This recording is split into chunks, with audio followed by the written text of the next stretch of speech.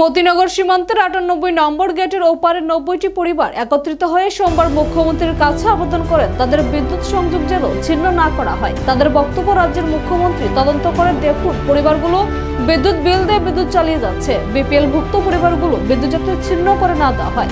কিন্তু গত ২৭ মার্চ আচমকা পূর্বে নোটিশ জারি না করে রমজান মাসে শেখেরকোট বিদ্যুৎ নিগম, আমতলী থানার পুলিশ এবং রায়েরমুড়া বিএসএফ মিলে মতিনগর ৯৮ নম্বর গেটের সামনে বিদ্যুৎ ছিন্ন করতে আসে। তাতে ক্ষিপ্ত হয়ে ওঠে ওই এলাকার জনগণ।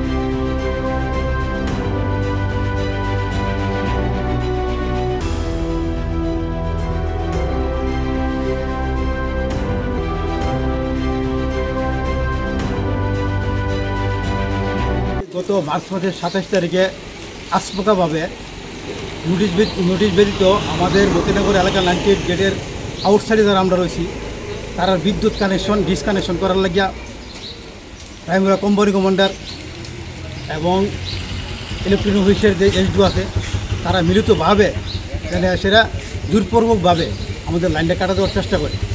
তখন আমাদের পঞ্চায়েতের কিছু সদস্য ছিল, আমাদের গ্রামের কিছু মহিমপুরবী ছিল, আমরা তখন বাধা দেওয়ার পরে আমাদেরকে আমতলী থানার ওসির দ্বারা ১ তারিখ পর্যন্ত সময়সীমা বাধ্যা দেওয়া হয়েছে। ১ তারিখের পরে আমরা লাইনগুলো কাটা দিব। এর মধ্যে জিতেন চৌধুরী বিরোধী দলনেতা, সুদীপ রায় বর্মন স্পটে তারা দেখতে আইছে, তারা সবাই দেখতে আইছে, আমরা কারো লাইন ইনভাইট করে আনছি না।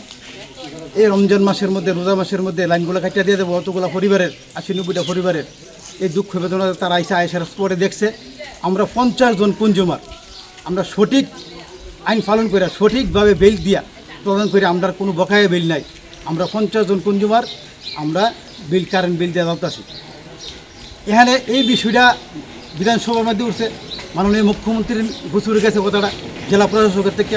মাননীয় মুখ্যমন্ত্রী বলছে জেলা প্রশাসক থেকে তাই তথ্য দেওয়া হয়েছে, গোয়েন্দা বিভাগ থেকে তাই তথ্য দেওয়া হয়েছে যে আমরা ১৫টা লাইন শুধুমাত্র ১৫ জন কনজিউমার আমরা বৈধ কারেন্ট জ্বালি, আর বাকিগুলো হুক লাইন জ্বালি।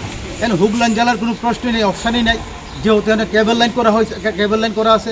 আমরা মাননীয় মুখ্যমন্ত্রীদের সবিনয় অনুরোধ রাখছি যে আমরা যে কোনো ডিপার্টমেন্ট, ইলেকট্রনিক ডিপার্টমেন্ট থেকে এবং আরকা দপ্তর থেকে আমাদেরকে জাস্টিফাই করা হোক, সার্ভে করা হোক।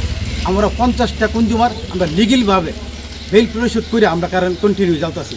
আমাদের দাবি এইটাই থাকবো যে আমরা নিপীড়িত মানুষ, গরিব অংশের মানুষ, আমাদের এলাকার মধ্যে ৮০% বিপিএল ভুক্ত মানুষ, ক্যাটেগরি মানুষ, এই জায়গার মধ্যে দাঁড়ায় সেরা যাতে আমাদেরকে নিয়ে একটা ডিসকাস করে আমাদের লাইন কেন কাটা হবে সেই জিনিসটা তীক্ষ্ণ নজরে দেখার জন্য।